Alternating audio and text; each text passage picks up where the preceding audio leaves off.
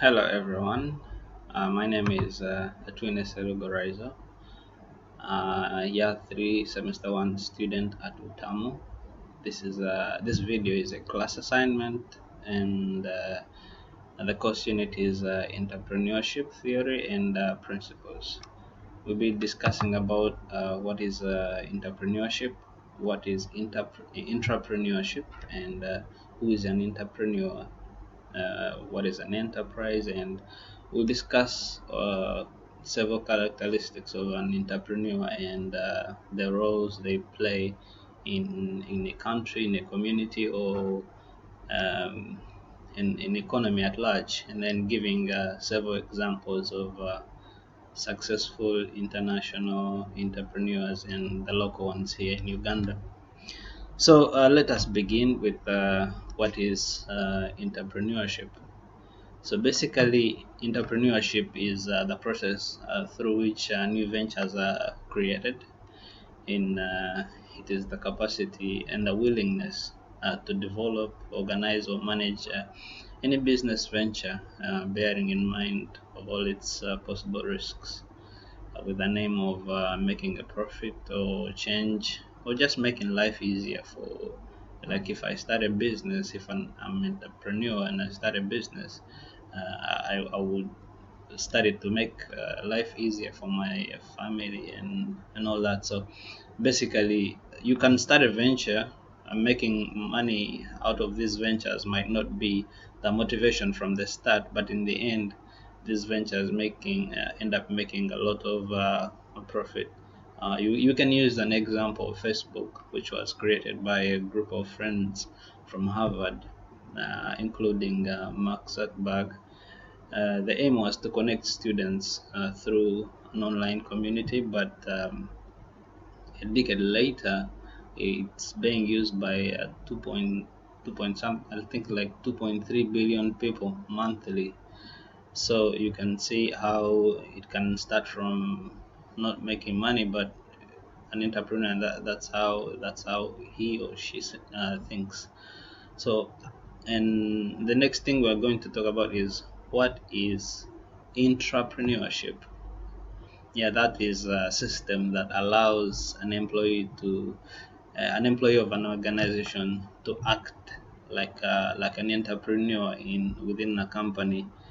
Most of the times, an entrepreneur is proactive, like an entrepreneur, and he or she is put in charge of undertaking innovations in the process or service or product. So the difference between in entrepreneurship and intrapreneurship is that entrepreneurship, actually the person goes out there and starts a venture and creates it and takes the whole risk, and an intrapreneurship is a process where someone is hired but he acts as an entrepreneur in that way. So who is an entrepreneur in this? The two definitions, they show you who an entrepreneur is. So he's the person who sets up his or her own venture with a new idea or concept. We saw that difference up there in the two definitions, where the entrepreneur uses his own resources and to benefit or make a change in whatever community he or she chooses to make an enterprise from. So that brings us to the next question then, what is an enterprise?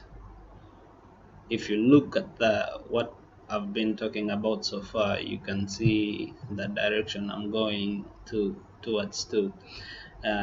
We can see that an enterprise, from what I've been talking about, you can see that an enterprise is any undertaking. It doesn't matter whatever it is, as long as it's a project or just the willingness to take on a new project or business venture. We can use a good example of enterprises, the new startup businesses, or someone taking an initiative to start a business. That is basically what an enterprise is. So moving forward, let's from all this, let's look at characteristics of an entrepreneur, or what it takes for someone to start up a business or whatever venture he or she decides to go into. Let's look at some of the characteristics. So the number of entrepreneurs I've talked to, I can see they're all motivated to succeed. Most of the entrepreneurs undertake whatever they're doing with this positive attitude or passion, if you want to call it that. They show up to work every day with the passion to venture, and they're motivated by every opportunity to make a difference or solve a problem. And another thing is they are creative in this problem solving and making a difference. They are creative people. They can find opportunities where most average people can't see opportunities, and they have the ability to think of new ways of doing things, and they have a quick out of the box thinking. They think of ideas most people don't look at, and you find that creativity is basically needed. And another thing is they are versatile. They have the ability to adapt and respond to changes. This is an asset, especially in this quick changing world we're living in right now. Tests and market conditions keep changing all the time. If 5 years ago everyone was going to Nando's, now everyone wants to go to KFC. So if an entrepreneur doesn't realize that quick change, he'll run out of business, just like sorry to say, but just like Nando's ran out of business because they weren't I think they weren't fast to look at the change in the trends. And imagine how table phones used to be a huge business venture in Kampala. Now you can't find one table phone along the streets. If you walk the whole Kampala, I don't think you can find any table phone. If someone sticks to that, then he or she will be completely out of business right now. So entrepreneurs have this ability to adapt and respond to these changes, and yeah, they keep improving like that. And most of them have social skills. These social skills include hiring or outsourcing talent, and relationship building, like customers, suppliers, and team strategy formulation. Those are among the social skills most entrepreneurs have. And another good characteristic is entrepreneurs are open-minded people. They're open to learning as long as it's best for themselves and for their personal growth. They're open-minded. So next time you meet someone who's not open-minded, just know this is not an entrepreneur skill. And most entrepreneurs, actually all entrepreneurs, the savvy entrepreneurs anyway, they are not only brilliant leaders but also have they are great collaborators. They know when they are not good at something, and they know how it could save them time and money in getting whatever can be done. If let's say you start up a company, let's say I'm going to talk about like the way different things. Let's say you start up a pharmacy. You have zero idea how to balance the papers, or you have zero idea how the law works. So that means you will need a lawyer to draft your papers, to get a license and all that, and you will need an accountant to look at your cash flows. So that means for like savvy entrepreneurs, they are brilliant leaders. They know when they cannot do something, they get someone who's better to do it for them, so that the whatever venture they are into moves forward. So that is a good characteristic. And entrepreneurs have this self-belief. or at least they're willing to put their life or career on the line to achieve whatever they set out to achieve. I remember my wife was employed and she quit her job, and because she had passion for deco, she went into it, and not as successful as famous entrepreneurs, but at least she believed in herself, and she had this willingness to put her career on the line to achieve whatever she set out to achieve. And let us end with knowing that knowledge is power. Therefore, an entrepreneur should possess complete knowledge of his or her industry. For only with knowledge we can solve difficult situations, and if we are faced with hardships, we can know how to handle them. But that is through knowledge. Without knowledge, then like they say, knowledge is power. And if you look at, I've already talked about my wife being an entrepreneur, but if we are talking about like international, if we are talking about international successful entrepreneurs, we'll look at Steve Jobs with the Apple iPhones and all that, and we can look at Bill Gates with Microsoft and all that, and Mark Zuckerberg of Facebook, and I can't mention all the list of successful entrepreneurs without putting my favorite, Jay-Z, who started from zero almost he started from zero, and now he's a billionaire, the first the first hip hop billionaire anyway. So that is one of my favorites. And if you look at the local successful entrepreneurs, there's Charles Mbide. He's almost in every business field. Talk about telecommunications, real estate, finance, energy. He's almost in every business field. Same goes for Sudhir, Gordon Wavamuno with Spear Motors and all that. And since I've mentioned international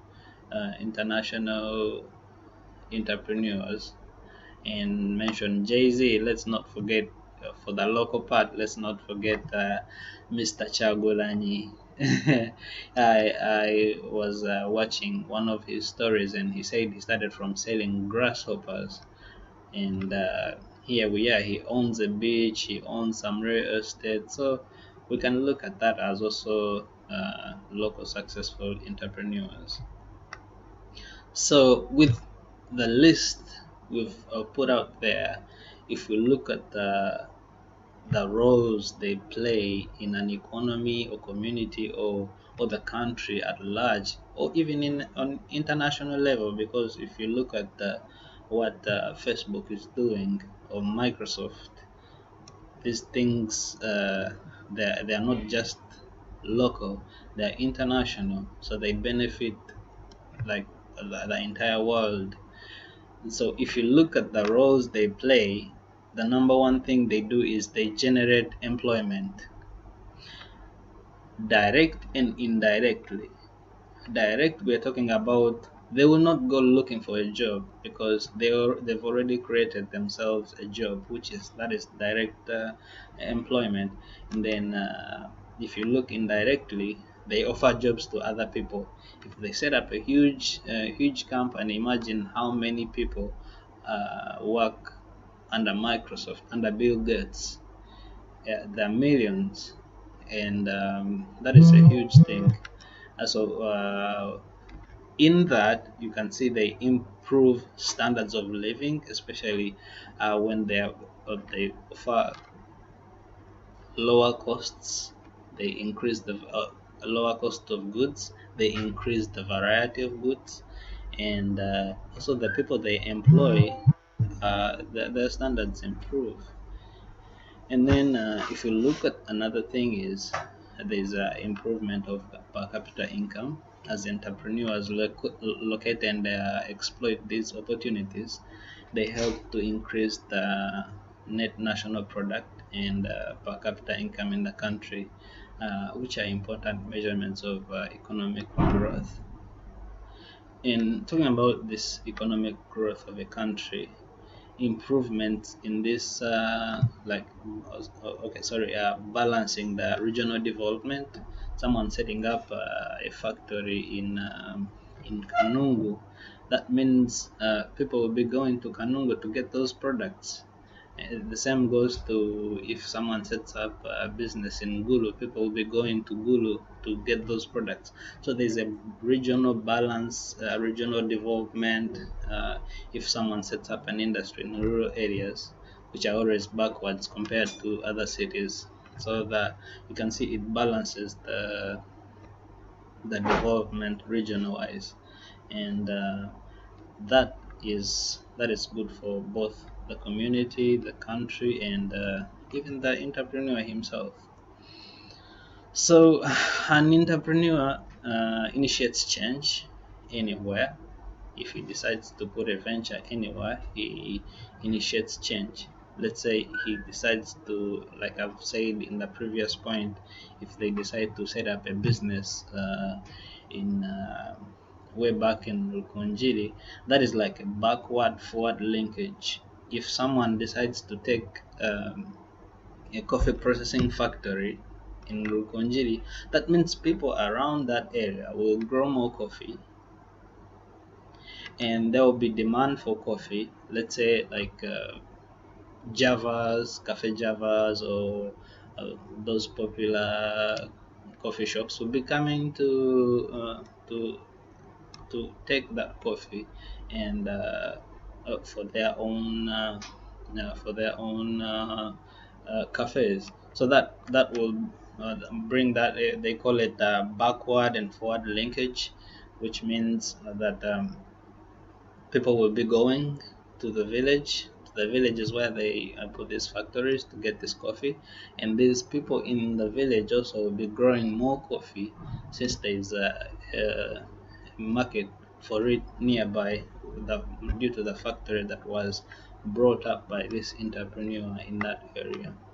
So with all these points, there are very many new points. I'm just going to cut short this video from there.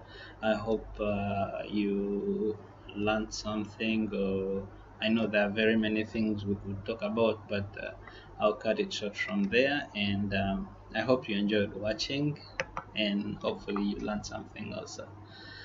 Otherwise, take care. God bless.